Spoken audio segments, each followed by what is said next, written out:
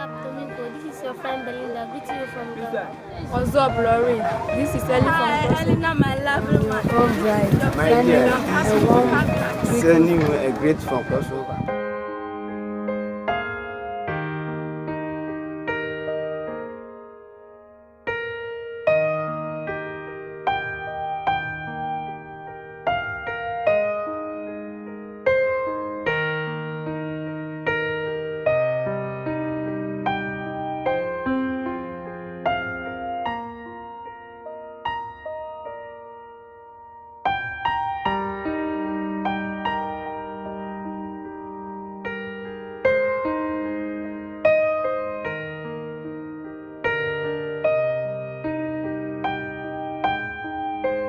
The one thing that really caught my attention as we were approaching crossover and as we were getting near there was the poverty.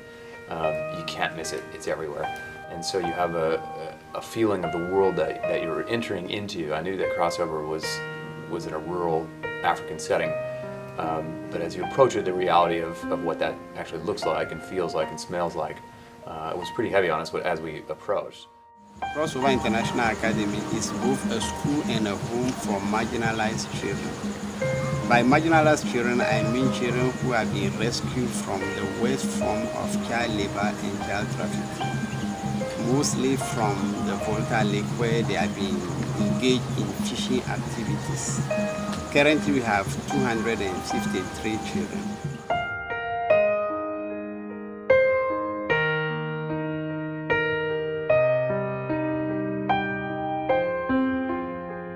They don't use bottled water there, they use what's basically plastic bags of water, but it's filtered. And it's kind of a luxury to have that filtered water. And when I told a group of girls, there was probably 25, 30 kids, that the water coming out of the filter would be the same as the water that's in the bags, they looked and they had that moment of, are you kidding? And they immediately knew what that meant, because immediately they started to say, well, that would eliminate waterborne disease. We might not get things like cholera, we might not get things, and they started making those connections.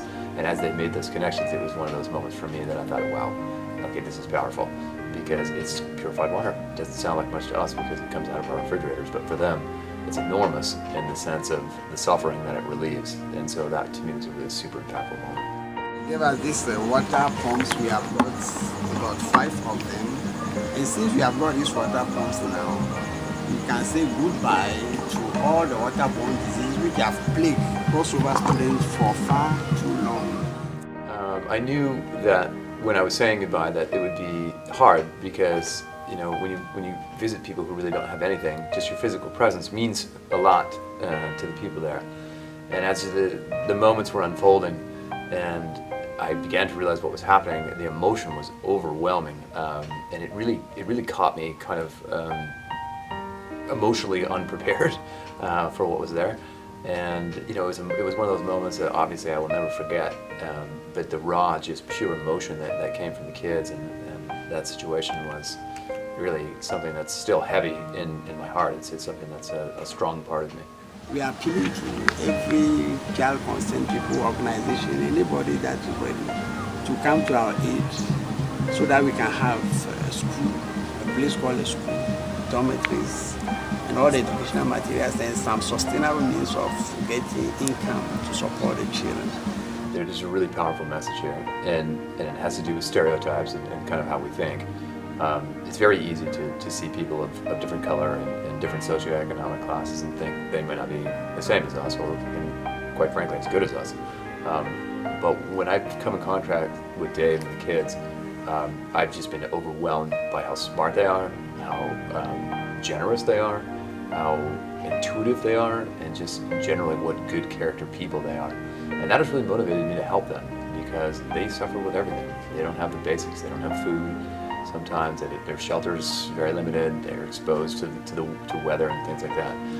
So I'm dedicated now to helping these kids better their lives through education, and we're hoping to build them a more permanent structure where they'll be able to sleep at night and not be exposed to rains and elements. I'm certain that we're going to not only improve the quality of education there, but improve the quality of education here because of our connectivity. So trying to build them a better structure and try to improve their quality of education.